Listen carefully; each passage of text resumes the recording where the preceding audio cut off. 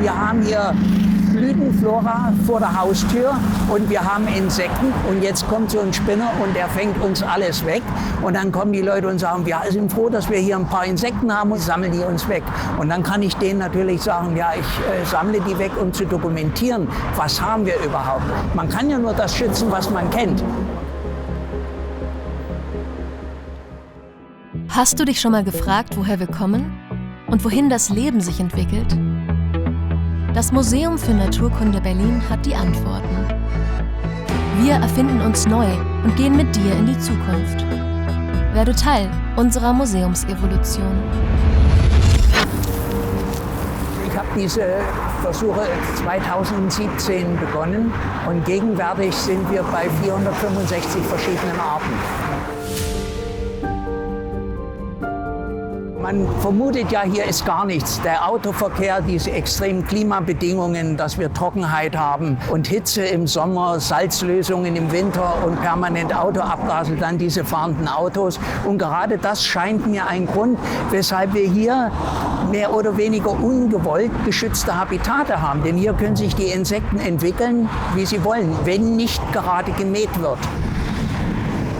Ein Bockkäfer zum Beispiel. Heute sind natürlich wieder jede Menge Wanzen dabei und die habe ich alle mehr oder weniger schon gesammelt. Hier eine Goldwespe, das ist immer etwas Spannendes.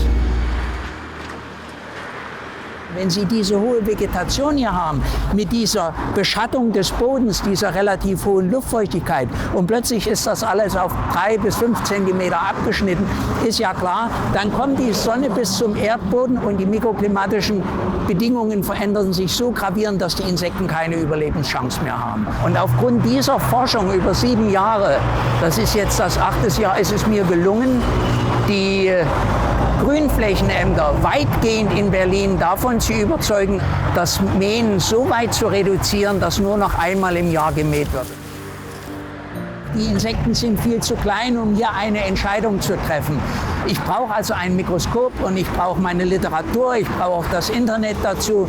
Und wenn man dann also feststellt, das ist eine Art, die praktisch in Berlin noch nie nachgewiesen worden ist oder die erst vor wenigen Jahren überhaupt als eine neue Art beschrieben worden ist, das sind schon so besondere Momente, wo man sagt, wunderbar, das ist toll.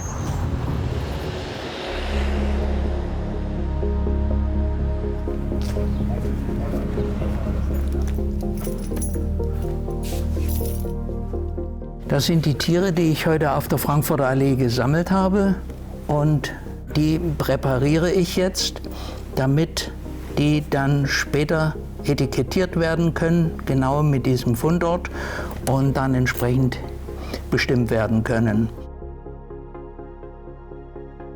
Hier geht es ja darum, dass wir ein urban-ökologisches Zeitdokument für Berlin schaffen. Und dieses Zeitdokument oder ein biologisches Archiv, was wir über 10 Jahre betreiben wollen und das Material von 10 Jahren entsprechend dokumentieren wollen, das ist also für nachfolgende Generationen wichtig, dass die sagen können, was hat denn mal in Berlin gelebt,